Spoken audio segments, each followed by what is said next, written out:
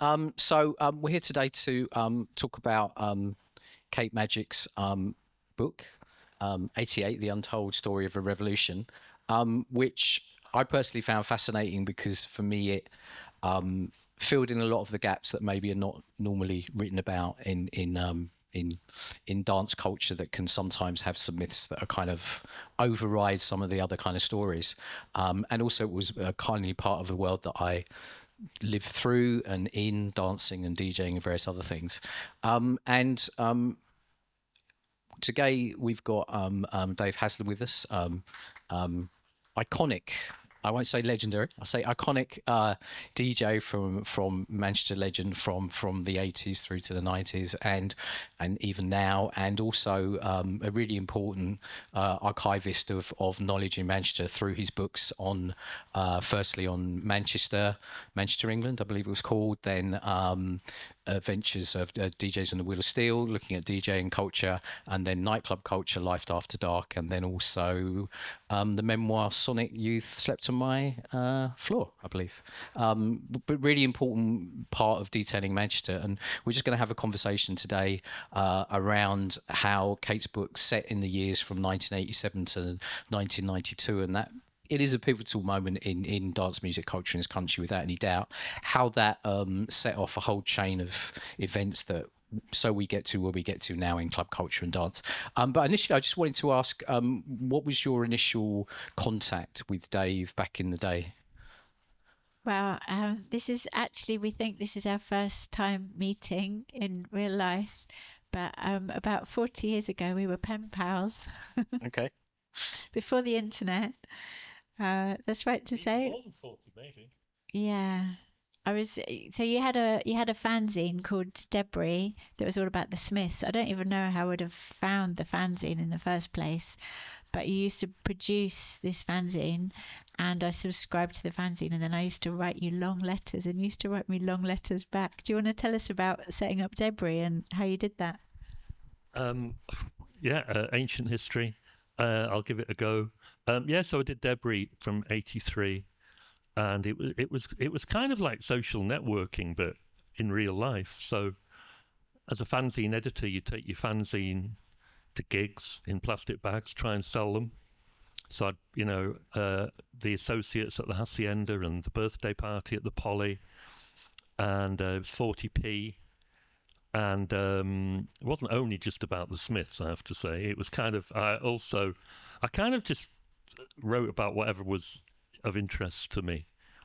So I ended up writing a lot about the Russian filmmaker Andrei Tarkovsky.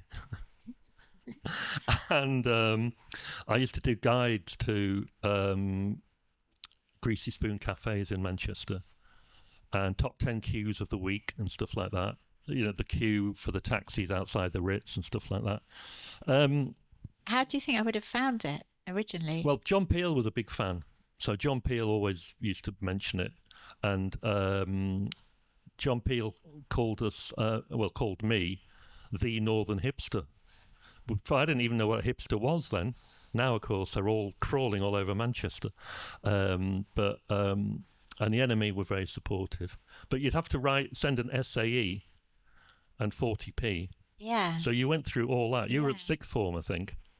Yeah, I was at school. You were at school, and then I'd have to send the fanzines, and it's such a palaver. I always used to thank people, so I'd send them a little letter saying thank you for your 40p, and isn't the weather shit and all that, and fuck Thatcher, and some people would write back. Do you remember how many you were printing? Up to about 1,500, 2,000 by the end. Yeah, you were sending them all out manually yourself. No, and selling them at gigs. Right. Yeah. And there are still people. In fact, I met someone the other day, and he said, "I think you peaked when you were editor of Debris," which is a kind of backhanded compliment because that was like 37 years ago. And I've worked hard since then, but apparently I peaked back then. I think it's a really good example of how music brings people together, and that's one of the themes that's come out of sharing the information, that I've put together in the book, is how you find your tribe through music and you find like-minded people through music. Do you want to speak on that as like, yeah, was that your first, like, the first time that you got paid for loving music? Was that your like entry into? Well, I don't think I got paid, but I was on the dole, so it was okay. But Did you not make any profit from that? no, Right. but it was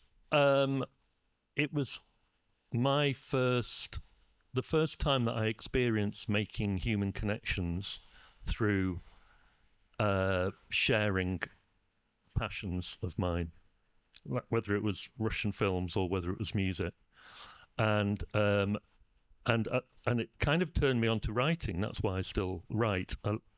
I think writing, you can make a very deep connection with people. I mean, you don't have to become pen pals, but you know, you can feel that, you know. And I do book events, and you can, you know, there's a kind of community comes together, and DJing is the same. You can connect with people, and so that's how I kind of ended up writing and DJing. Was both of them have that element, and not only is it me connecting with them, but there's also a kind of, they then connect with each other. And obviously DJing is very much an example of that, because people come, they groove to the music, but then they also meet other people, and you create a ad hoc community for 3 hours on a Thursday or a Saturday. And I really enjoyed being at the middle of that. I really enjoyed making that happen. It was really important for me. So that was that. Yeah, so that was kind of my motivation way back then. I feel writing is quite a lonely thing, because I do it, and then you don't really know. Like, when you're making music, you're more likely to see the people that are listening to music, but I don't know a lot of the time who reads my books. And do you not feel you feel like writing brings you community? I don't feel like it's well, DJing can be lonely. You know, like in the Haçienda, I'm in the DJ box up on the balcony, and there's like 1,000 people out there all having an amazing time. I'm at work, ultimately, and I'm locked away in case somebody with a gun comes and threatens me, which only happened once, thankfully. And it's that, and also the pressure's on. It's kind of down to you. I noticed that you very kindly included some quotes from me in the book, and I think one of them, typically I quote T.S. Eliot, but I say T.S. Eliot described the still point of the turning world, and that sometimes when I was DJing, especially back then, and still now maybe, I kind of feel it's all happening out there, you know? And so in a way, I don't think of them as being one's me alone and one's me being social. I think there's an element of standing outside in both, and watching and absorbing. Reflecting. A lot of DJing is a kind of a branch of anthropology in some ways. You know, you're looking at the people who are on the dance floor. You're trying to work out, you know, who are you going to, who's going to respond. You know, and sometimes you immediately realise that there's a crew in the corner who are not going to like you. So you have to kind of make your decision to ignore the fact that they're not involved. And you kind of have to absorb. And I think coming to thinking about how the atmosphere changed from 87 onwards, in terms of what I was saying about anthropology, you also are aware when you're DJing of what substances the people in the audience have taken. Enjoying or not enjoying. And, you know, it got to a point in the mid-80s I could tell the difference between a crowd who were drinking beer and a crowd who were drinking cider, for example. And then, of course, you've got a crowd who've got a kind of spliff, you know, just behind their back. And that affects how people relate to the music and how they relate to each other, even more importantly. I was DJing last night at the Golden Lion in Todmorden, which is a great venue, but there were a little contingent of pissed up lads. And I'd forgotten what it's like when there's like 4 or 5 lads a bit out of control who are kind of trying to touch the women and sort of don't know how to dance, but will still impose themselves in the middle of the dance floor. And it was not nice, you know. So when, at the end of 87 into 88, as ecstasy arrived in the Haçienda, the change in the atmosphere was huge. And I think that the change in the drug was much more of a revolution than the change in the music. The change in the music was evolution, I think. The change in the drug. In a period, I think, between probably the first 2 weeks of February 1988 is pretty much when I realised that we were into a new world, because the queue to the bar was non-existent. So whatever people were on, they were not buying from the bar, and that made a difference to how they related to the music and what kind of music they wanted to hear. And, you know, so as I say, you pick up on that as a DJ. So you're beginning at that point to almost soundtrack a drug experience. And that's a kind of different kind of DJing to what I'd done up till then, basically. I was going to ask, because obviously Kate's book, which is, I have to say also, just to connect it back to Debris, is a self-published book, and has got, you know, almost 100 interviews with lots of people not been interviewed before about this time period. And so it really fills in some of the missing stories, which I think also Dave does as a kind of historian and archivist of knowledge of dance music, DJing cultures.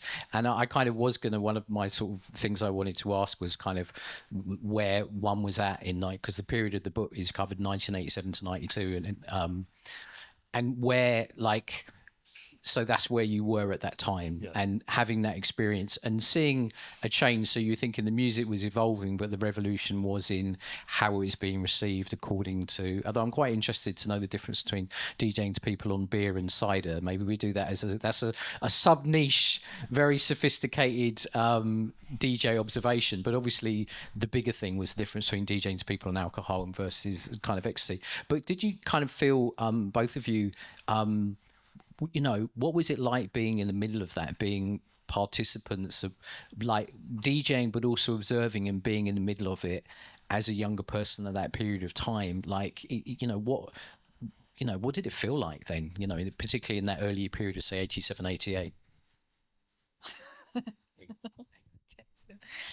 Well, I think, you know, obviously I'm having this conversation a lot at the moment, and so I'm really seeing more clearly the themes coming through.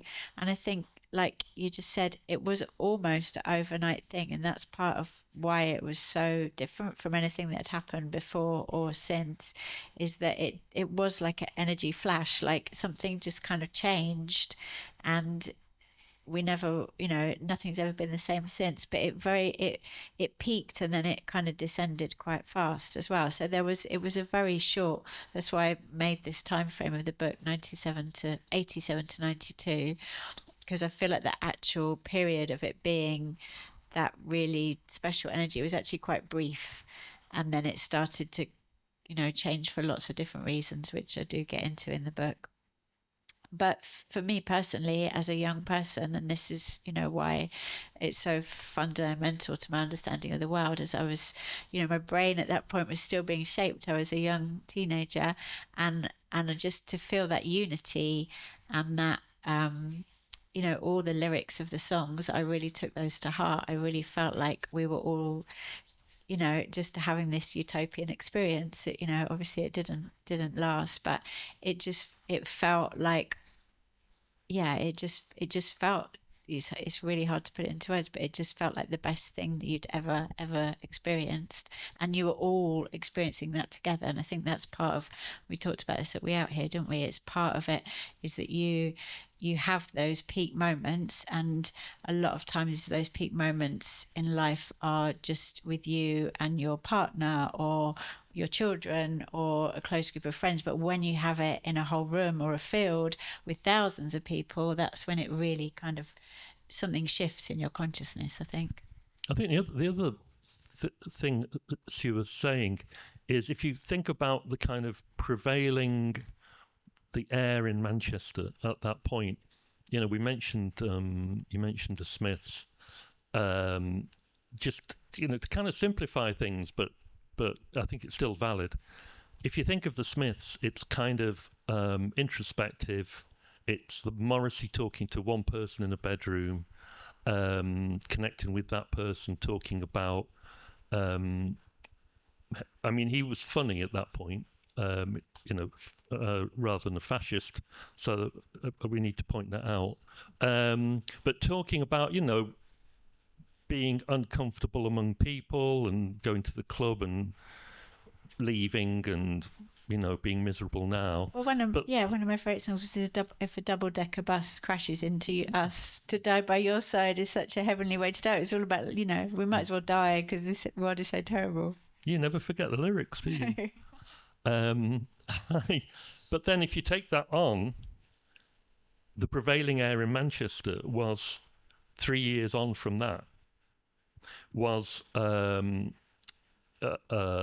much more utopian, communal. You were consuming music with other people. You weren't in your bedroom. You were out. You were in a community. And the music, yeah, Promised Land, Joe Smooth, Someday, C.C. Rogers.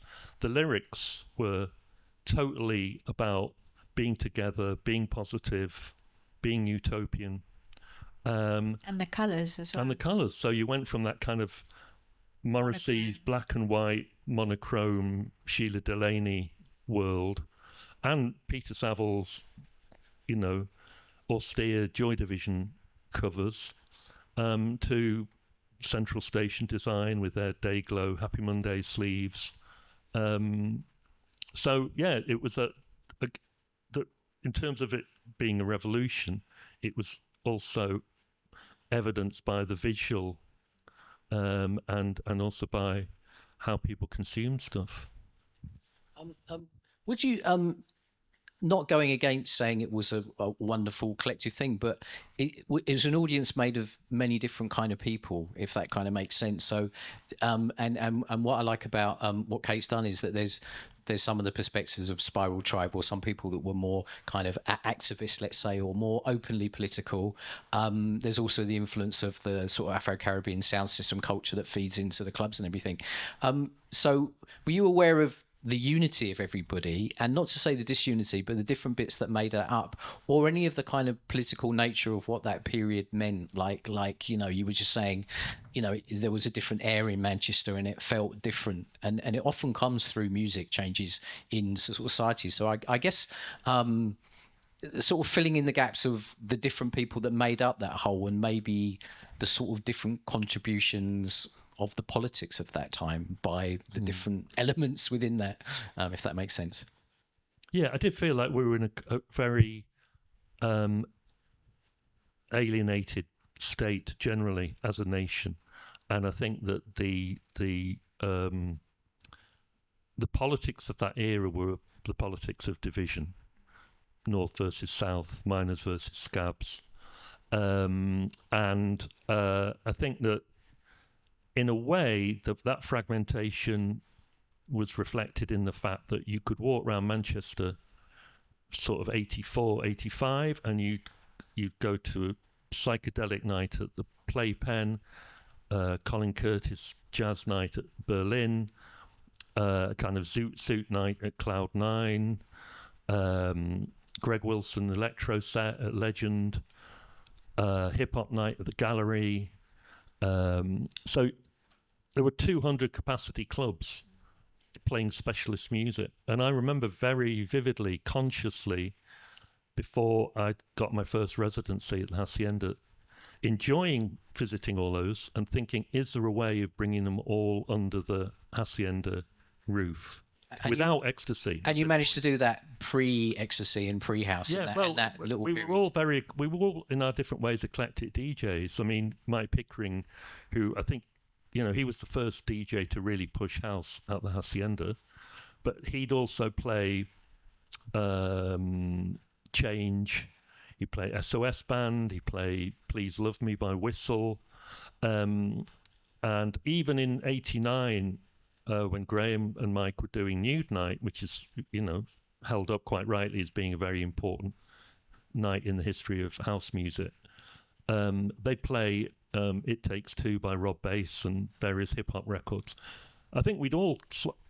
And then John De Silva joined us. Laurent Garnier was part of that team in the 80s. And we were all kind of post-punk kids, to be honest. We were all people who'd enjoyed people like the Pop Group, and other acts, 23 Skidoo, New Order. After all, they owned the club, but they were like a electro rock band before we understood. There was a beauty in those days in that eclectic DJing and eclectic things were mashed together in a way that we don't necessarily get nowadays. And do you think all of those things funneled in? I want to ask Kate as well. Funneled into creating a bit of the possibility of what happened later, but then there was a paradigm shift, potentially with ecstasy, and then with also the music matching the drugs, matching the times, that created this slightly different explosion. So all those different groups somehow became more united in that period of time. I think they did, and I think it was the same over in Sheffield at some of the nights at the Lead Mill. At Jive Turkey in Sheffield, there was already a mixing of the tribes that wasn't drug fueled, and there was regional differences though between the different northern cities. Yeah, there was. I mean, I would DJ occasion at the Lead Mill. I'd go over to Liverpool to DJ. I'm kind of talking in 87, 88. Yeah, and my big tunes at the Hacienda were often obscure to them. Yeah, people didn't. There wasn't the infrastructure or the globalization or even the nationalization of information really then. Yeah. And that was great because the scenes would just grow organically and authentically in those different places, as it did in Manchester. But do you feel, both of you, that when we got to 80, that there was a shift that somehow unified those things in a more way? Like, did rave pull those things together somehow and make it a little bit more mono music, or I don't know? I don't know that it did. I don't know that it did.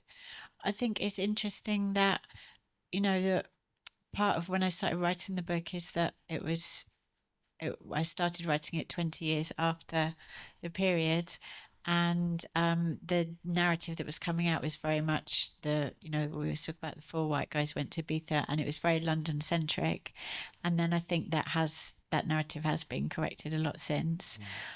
But it's interesting that it was happening when I started to write the book. My parameters were London, 87 to 92, but I couldn't not include Manchester because it was so much a part of what was happening. So I had to include a bit of Manchester, I had to include a bit of Brighton as well, because again, it was like there was a kind of connection between the two. So I think it's really interesting how things evolve, and it's almost impossible to pinpoint where the starting point is. It's just something that the energy of the time and different people are receiving those signals, interpreting them in different ways. I mean, I think in a way, the Hacienda's become the history's become Hacienda centric, and I'm aware of that. And I'm sitting here thinking there's a whole lot of other stuff that was happening in Manchester that wasn't happening at the Hacienda. There's footage of guys in youth clubs in Moss Side in 1986 dancing to early house music. And in fact, one of the things about, I think, what ironically, a lot of the black guys who'd come into the Hacienda to hear the hip hop or to hear SOS Band or any of that, they stopped coming when ecstasy arrived. Ecstasy just wasn't their drug, and it kind of in a way goes back to that anthropology. They were like, no, they went, there were other DJs like Dean Johnson and people who'd play jazz and Latin and they had a bit of a resurgence. In fact, I think also Greg Wilson sold a whole load of his records because he thought that the records that he'd been playing in the early 80s were no longer relevant because clubbing had been turned into this everyone off their heads listening to JD Plastic Dreams, which was a great night out, but it didn't include everyone. It included a lot, but it didn't include everybody. So it that sense of who's brought together and who's not is kind of quite complicated. It's in a way. Very complicated. Yeah, no. I think it's really interesting because it is this kind of nuanced conversation that is good to fill in the gaps beneath the myths that are usually stated, particularly around dance music, particularly around how things happen, with things often painted as, well, this was great and this was bad and these people did this and these people didn't do that. I mean, I came up to Manchester when I was 19 as a jazz boogie dancer from London and started dancing in Berlin's, and immediately all the guys in the room could know that you know, I was a London jazz dancer because my clothing was different.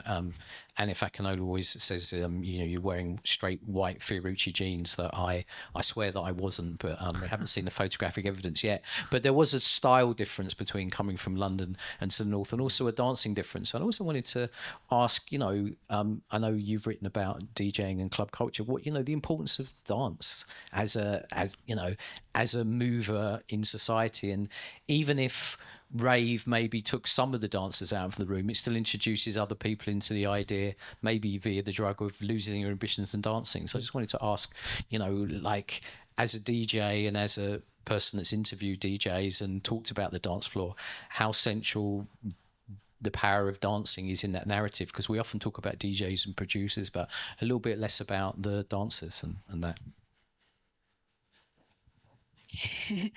Well, yeah, very consciously in the book, I wanted to get a big, wide range of people and not just DJs, because, you know, there's one DJ in a room and potentially 1,000 dancers. So it is, we do have this, I think it's cultural, I think it's systemic of how we tend to put certain people as the figurehead of a narrative and then miss out the people that are actually creating and that, you know, that was part of the shift that happened, wasn't it? Because like you were saying about in the Haçienda, you couldn't see the DJ, right? So that was very much of that time as the DJ. You didn't know where the DJ was necessarily. There was a lot of smoke, there was a lot of strobes, so you weren't all facing the DJ. That started happening really, what would you say, mid-90s, late 90s, when people started maybe a bit earlier than that. I mean, the DJ was up in the balcony, but the thing was that the DJs weren't personalities. Now people dance in a straight line all facing the DJ. With their mobile phones. Right. But I mean, my first 3 years at the Haçienda, I was known as DJ Head, HEDD, because it was the cool thing was to have you know, like Reds and the Boys, or, you know, Terminator X was the Public Enemy's DJ. So you didn't even call yourself by your real name. I thought that was the cool thing to do. But then it didn't help when the whole personality DJ thing started happening.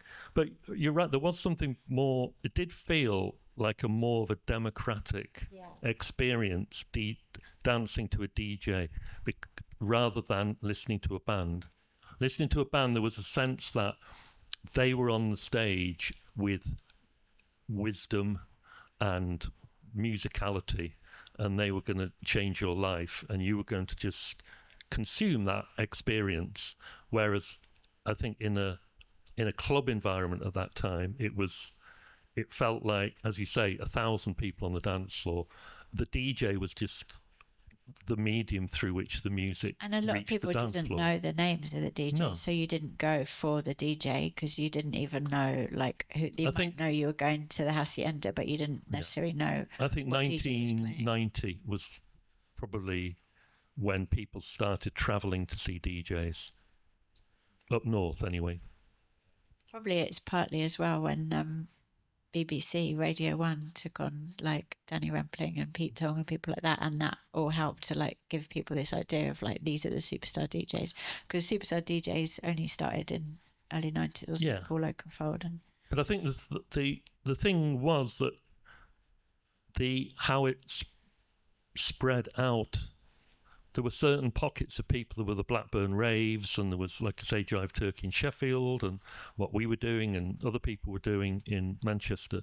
But it was when it reached Stoke, Derby, those kind of places, that it kind of transformed into, in a way, much more of the classic rave experience, where everyone was off their heads in Shelley's or, Eclipse in Coventry, for example, who were doing all-nighters in an old cinema, and that was, whistles, strobes, pounding music, everyone off their heads. Would they have known who the DJ was, or they were just going to Shelley's? Possibly they would know. Yes, I mean Sasha was at Shelley's, and he was, he's generally talked about as the first superstar DJ. He was on the front of Mixmag.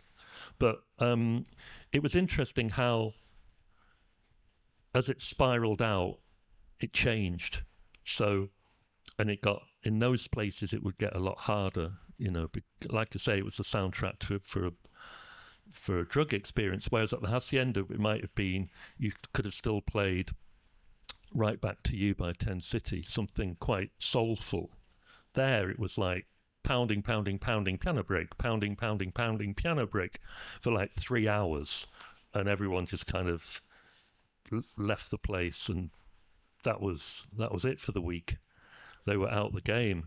I love that. I think you've got to do a book called Pounding, Pounding, Piano Break. It has to, or at least a novella or something. I just think it's and it's really interesting because in a way, out of that came different experiences that were happening kind of simultaneously, or were happening in short spaces of time after one another.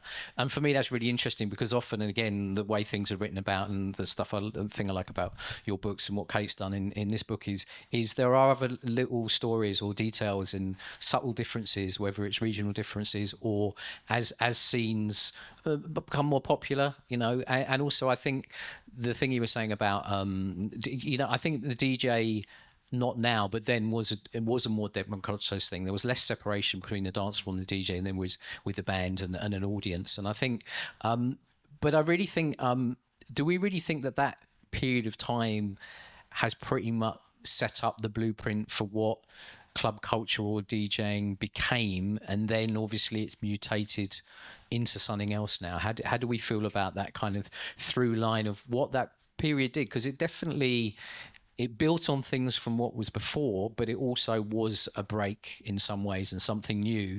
But then it obviously became packaged into the superstar DJs, the clubs versus raves, etc., etc. And how much of that original spirit do you think is still in clubbing or not? And how much is today's clubbing experience around the world built on what happened then? I would say it's totally built on what happened then, but I think in the same way we're totally ripe for something else, because what you were just saying is like we're in exactly the same kind of time as we were in the mid-80s, where it's so depressing and no one has any faith in any of the leaders, and everyone agrees that everything's really messed up right now, and it's the same kind of just like, I don't know if despair is too strong a word, but just kind of lack of joy that we were experiencing back then. And that was part of what laid the foundations for that to come, because people were so desperate for something to feel good about. And that's why the smiley face became our emblem, right? Because we're allowed to smile, we're allowed to be happy, because we didn't feel we were allowed to. So I think there's really similar circumstances around now, and obviously nothing goes in straight lines, everything's always cyclical, but yeah, it's we're talking about something that happened 35 years ago. We've known each other 40 years. It's like we're not teenagers anymore, we're not in our 20s, and so everything, there has to be like something new to come through, because there's just how energy moves. It's just how things move. It's like we're talking about something foundational, and we don't know what the next thing is going to be and where it's going to come from, because you never do know. But I just feel like we so need that kind of level of injection of something that just makes us all feel excited about life again. What about people on an individual level, do you think, Kate? How much do those people who were, whether they were, there at the beginning, or whether they were in Derby or Coventry or London or Brighton, how much of the experiences that you've talked about of feeling whatever you were feeling very intensely on the dance floor, how much of that experience have people still got? What remains of those experiences? How do they manifest in the lives of people who are whatever between 50 and 60 now? Well, I think when you have an experience, it changes you. And I think that's the power of the dance floor and the power of music, is that in that moment when you're all having a wonderful time together, you go back to your life and you go back to whatever your challenges are and your stresses are, but there's something in you that's kind of being reawoken or refreshed, or you might be dancing and you might just like have an idea about something that you've been stuck with, and you just kind of get inspiration of how to deal with it. So there's some magic that happens on the dance floor because you're outside of your day-to-day life, that gives you that release that then helps you go back into the problems of your day-to-day life. So a lot of what we're saying and we're talking about, we're kind of going around in circles a bit because it's so individual and it's so unique to each person. But I think it's the beauty of that unity experience that we have on a good night out, when we're all enjoying the same tunes and we're all getting that release, that then feeds back into what we do when we're not on the dance floor in the daytime. So some people just went to a few raves and it's still changing. Some people made whole careers out of it, but everyone it impacted in certain ways. Because it worries me that bringing us to the now, I was looking at some figures the other day, and 41% of people aged between 50 and 64 would vote Reform in an election this week. I don't know any of those people, thankfully. We all live in a bubble, don't we? And some of them are and some of the strongest are places like Stoke and Blackburn, where they raved harder than they raved here. So it kind of, I think there's a kind of a weird thing that we need to sort of fess up to somehow, that the individual lives changed, like yourselves, but maybe it didn't seep through, or it didn't maintain its. How can you be dancing to Joe Smooth Promised Land, and then? Yeah, but maybe it made you a better parent because you're more compassionate. There's so many subtle ways. I mean, I don't think we changed the world in the way we thought we were changing the world, but we still changed the world in a small way. And I think we do live in a more compassionate society. Like the next generation are much more. No, I agree. I mean, I agree. The young generation are fantastic. Yeah, it's us lot that are letting them down, though, somehow. No, we're their parents. Well, I think but that's the whole. Good job as parents. I think that's the whole point about having conversations like this, is that it's not easily wrapped up in a bow, like particularly where we're at now in Britain, and on the social media you find people that have loved soul music all their life and they're posting racist shit. At the end of the day, so there can be a disconnect between people being in a space and loving music, having experience, and how they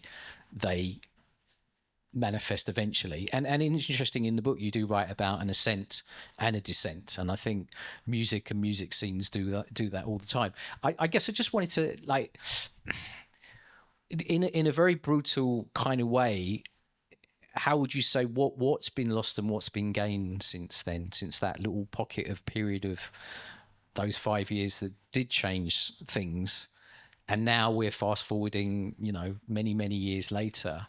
What element of that special thing that happened then still exists, even if it's only in small places or bigger places, and what has sort of been possibly eradicated or lost like.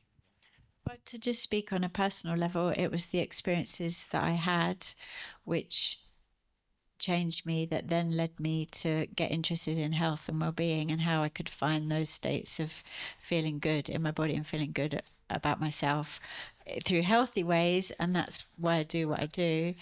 And that's what got me into yoga. Like, there was no yoga studios around in the 80s. So I would say, from a personal perspective, I would say that there's a lot of people like myself who got into health and well-being because they understood that, oh, we're allowed to feel good and we're allowed to find ways to feel good. And so that's a very indirect way that society was changed by it. But from a personal level, if I hadn't had those experiences on the dance floor, I was very cynical. I was fully in the Morrissey world of like, oh, let's all just end our lives. This is awful. And it totally kind of switched everything around for me. So it was the trajectory that set me off on my whole life journey. And yeah, I don't think I was the only one but that's what we're saying as well. Is so many people took so many different things. So again, with DJ culture, we wouldn't have DJ culture. We wouldn't have had Plastic People. We wouldn't have so many things that musically come out of that time. Just it was a seed point, wasn't it, for so many things? I think, at the end of the day, that idea of people coming together communally and dancing together and sharing that experience in a celebratory way is so much a part of our human DNA. It kind of totally transcends any discussion of, was Shoom better than Jive Turkey? That's almost irrelevant. The fact is that as humans, we benefit from that experience of being communal and celebratory. And if it, back in thousands of years ago, you think of the great festivals that would have happened around a cave, when the stars are out, the best light show in the world, if there's somebody on a drum, you paint your face, you dance with with everyone in your tribe. And what we do now is we dress it up in a horrific capitalist, consumerist, materialistic way, which they wouldn't have done. So what we've lost since then is basically the innocence of it and the wonderment of it, and it's kind of turned into a massive business controlled by Live Nation. So we've definitely lost on that front, but that experience that they'd have had, people of all generations, and the younger generation included, still have it. I mean, they have it in ways that possibly the older generation don't know or don't understand. But that part of our DNA is never going to go away. Should we do any questions? Did anyone have questions? Yeah, I was just going to say, invite some questions. I just want to say just before that it's perfectly coming from the Big Bang and the caves to 2025 and the issues and the problems we surround us. I think there's still, in amongst all the capitalism, there's still some clubs where it has echoes of times before that are a little bit more, I don't know, genuine or authentic, or whatever you want to say. But I just wanted to say that I did, in supporting Kate's book, it is self-published. It is nearly 8 years. Well, how many years of research? 17 years. 20 years. So it's 20 years worth. Please support it. We've got copies on sale today. You can buy it on Bandcamp. It's beautiful. It reminded me of annuals I used to get when I was young as a kid, because it's in a kind of annual format with lots of, we used to get like nature annuals at Christmas time, and you could open them and look at the pictures and get excited. It's got lots of really great kind of content, textual content, but it's really beautiful to see. It keeps the spirit of that time alive. And just we're here because we've all been through dance experiences and made it a huge part of our lives, and I think it's always been fulfilling, although there are some problematic things that we've shared here as well. Would anybody like to ask any questions of anybody here, or even to say anything about that period of time?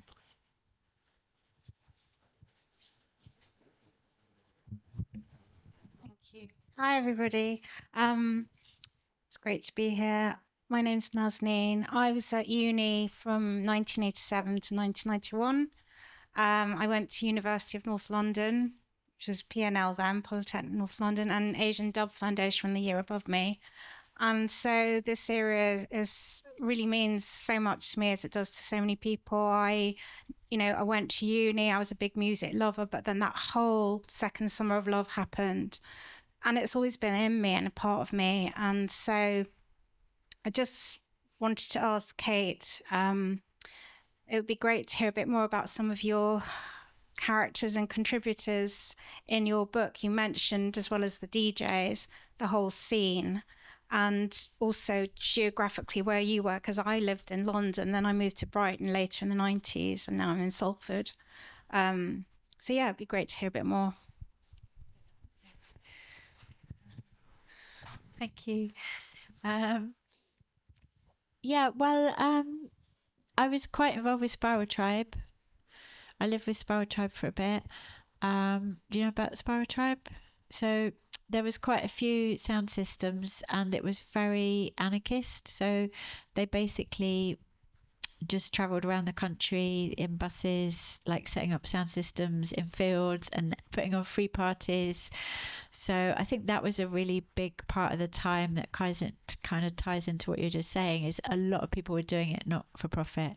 A lot of people were just, it was a much less capitalistic time. You're just saying the Thatcher era was really the beginning of that whole kind of capitalist mentality that we're all caught up in now, whether we like it or not.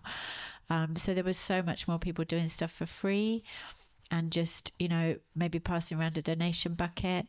But yeah, there was a lot of I was kind of on the edges of the travellers and the hippies. So people just living in buses and travelling around and, really living it 24/7. So that's partly why, as such a young person, I just thought this was it. This is how we were going to live, because I was surrounded by people that were literally living outside the confines of society. I mean, they might have been getting dole checks, some of them, but not all of them, because when you're traveling, that's hard to do. So a lot of people were just kind of living on their wits. It was much easier to do then. It's just like swapping stuff and helping each other out and living in a very kind of basic way. So there was a lot of real characters in that world. And then also I was kind of quite involved with Fraser Clark and Megatripolis. I think they did some Megatripolises in Manchester. I think they came up. University. Right.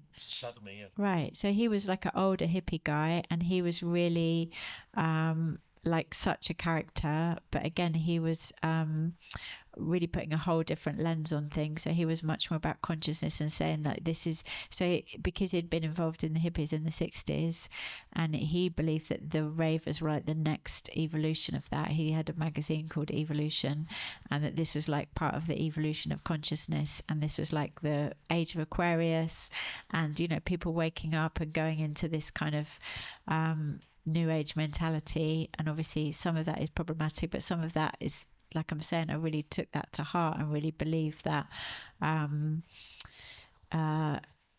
we were going to be able to live like this for always, just being nice to each other and just dancing in fields.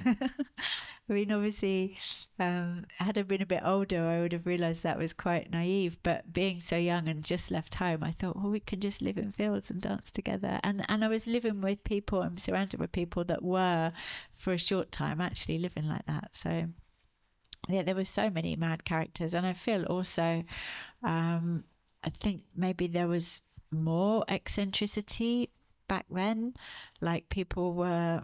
because now we all spend so much time on our devices, it kind of shuts down something in our brain. There was people were a lot more, and again, I never want to, when I'm talking about this, I'm always really wary of kind of making it some kind of utopia, because there was a lot of darkness and a lot of messiness and a lot of people that, ended up doing heroin and getting in a state, and, but somehow people were freer, I think, to just be themselves, because we weren't all looking at our devices all the time and checking what other people were doing and measuring ourselves against other people. So there was, a lot of really wild characters. And I guess just the nature of what we were doing attracted all those kind of misfits and outsiders. So one of my friends once, I heard him say, I used to be, what did he say? I used to be the outsider looking in. Now I'm the outside. No, I can't remember what he said now. But it was like we were all outsiders fitting in with each other, if that makes sense. Instead of being the outsiders looking in, feeling like we didn't fit in, we were all the outsiders that somehow we all fitted in with each other.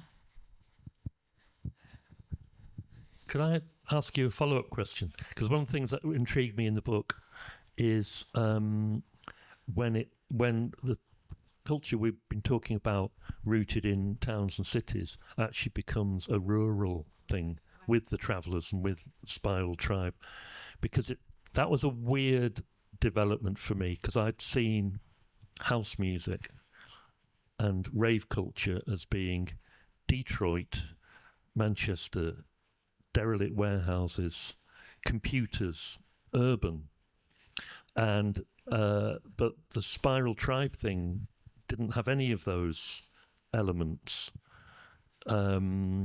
So yeah, could you just kind of explain how that happened?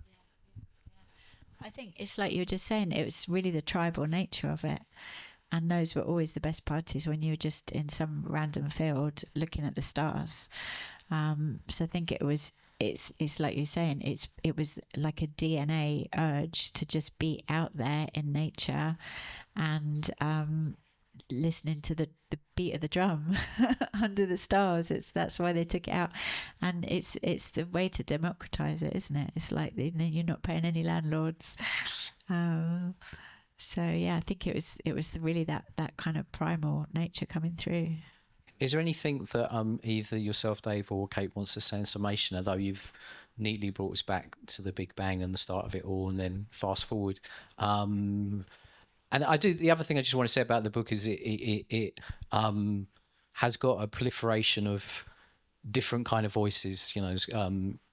Quite often a lot of black voices have been written out of some of the house narratives. There's quite a lot of people from the Afro-Caribbean community up and down the country, and dancers and DJs that have contributed to the book, like Norman J and Fitzroy and Femi Femme. And Femi Femme, and also there's it's a less male-centric view as well, which is really important. And I just kind of felt it's an oral archive in a beautiful annual type style. And I just the last thing I wanted to ask you briefly is just, what's the importance of making sure that these narratives, these nuances, these untold stories are put down somewhere? You spend your life writing and noting these things down, and Kate, you've drawn this all together. What is the importance of, how important are all these individual and connected histories for future generations, maybe not even alive yet, to hear?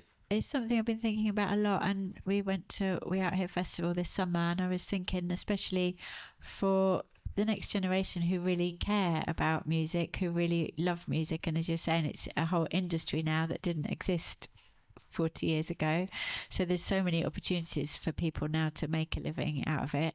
Surely it's more important for them to understand the history of music culture and the history of club culture than learning about Henry VIII, and whatever you learn about history in school is so irrelevant to most people's lives. And surely if you're interested in culture and you're interested in music, then we've gone into just like the tip of the iceberg we've talked about the last hour, and we've already unpacked so much nuance, and that there's so many different threads of it. Surely that's more relevant and more interesting to a lot of young people's lives than actually what they're taught in school. I think also there's a really important sense that everybody's experience of life is valid. And I think one of the reasons why we are currently in such a depressed state in the world is that the validity of certain people's experiences is being questioned or even erased, whether it's about music or about their teenage years or about their personal history. We're at a point when that's being denied. So just writing it down somehow seems to give people's lives validity. So even that is a political act now. And the other thing that I would say, because I write a lot of cultural history, and people can mistake that for some kind of nostalgia, whereas a little bit like Kate just said, for me, the past is not somewhere we should strive to go back to, but the past is somewhere where we can find ammunition and ideas that will help us in the now and in the future. And that's another very important reason why these things need to be put down, Absolutely. documented. I think it's about knowing our history rather than the official narrative of history that we're told, which is mostly a lie, I would say. So we have to tell our stories, and that's what gives us our power back. I can't add anything to that. It's a perfect way to end. Ammunition for the future, ideas, and getting some power back. And I think in some ways music and dancing has always done that. And even though it might have been culled into the capitalist system, I still think there are moments on the dance floor where that still happens. So yeah, thank you very much indeed today, Kate and Dave, much appreciated. And thank you all very much for coming down and listening, much appreciated. Thank you.